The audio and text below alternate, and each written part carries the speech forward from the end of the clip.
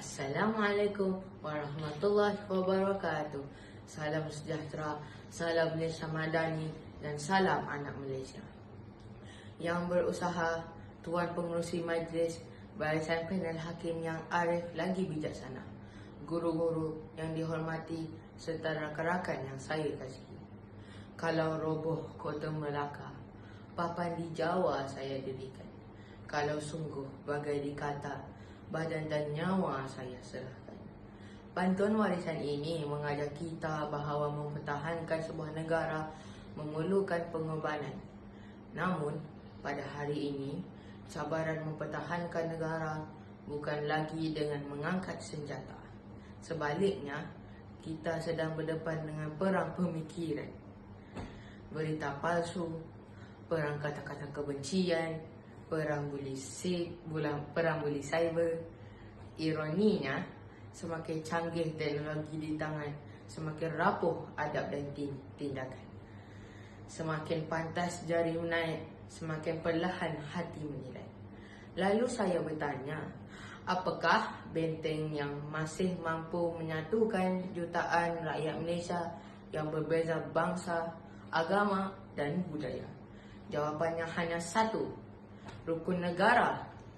Bukan sekadar lafaz setiap kali perhimpunan, bukan sekadar tulisan yang terpampang di dinding sekolah, tetapi sebuah janji, sebuah pegangan dan sebuah kompas yang memimpin rakyat Malaysia menuju perpaduan.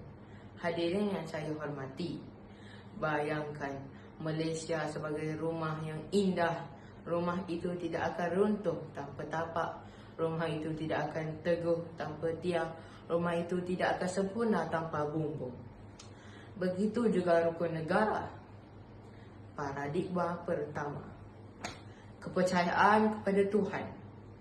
Tapak perpaduan negara. Tegak rumah kerana sendi, runtuh sendi rumah binasa. Tegak bangsa kerana budi, runtuh budi runtuhlah bangsa. Prinsip pertama rukun negara ialah kepercayaan kepada Tuhan. Walaupun rakyat Malaysia berbeza agama dan budaya dan kepercayaan, semua agama mengajar nilai yang sama.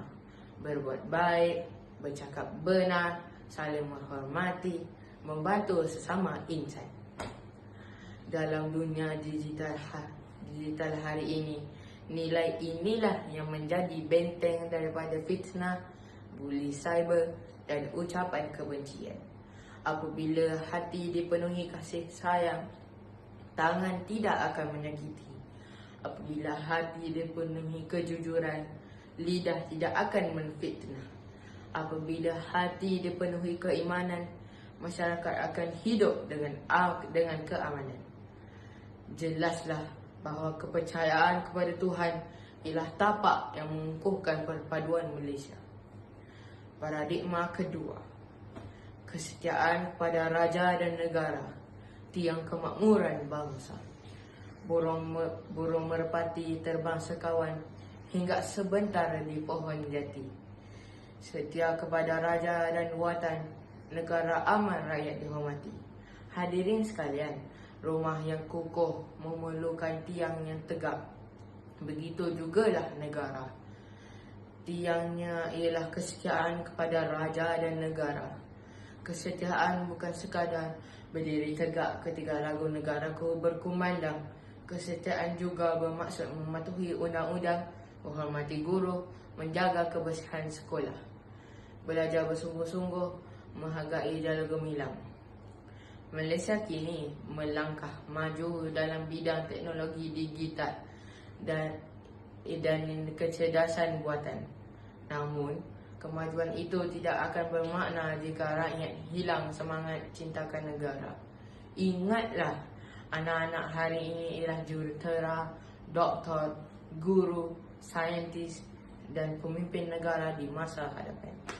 Jika hari ini kita setia kepada negara, suatu hari nanti negara pula akan berbangga dengan kita. Paradigma ketiga, kesepadan dan kesusilaan, bumbung keharmonian negara. Hadirin yang saya muliakan, rumah tanpa bumbung tidak mampu melindungi penghuninya. Begitu juga negara tanpa adab, prinsip kesopanan dan kesusilaan mengajar kita bahawa budi bahasa ialah lambang kemuliaan bangsa.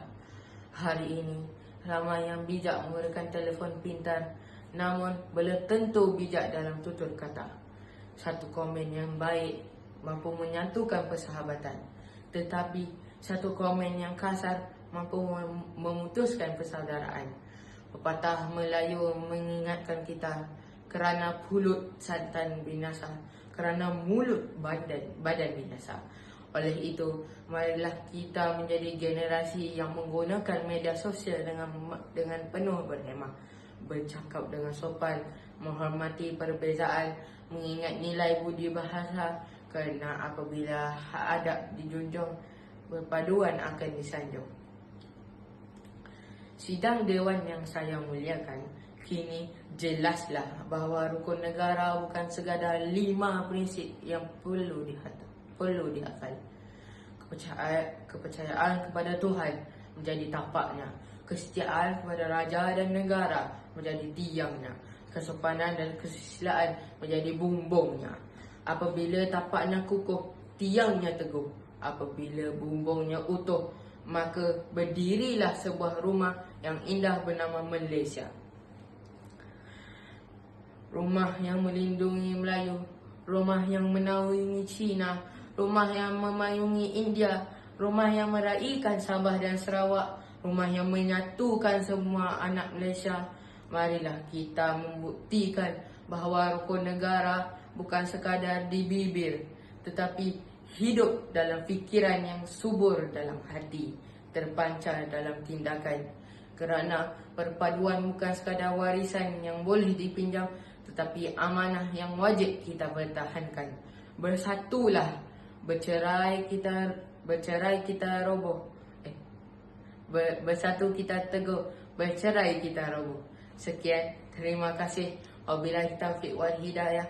Wassalamualaikum warahmatullahi wabarakatuh.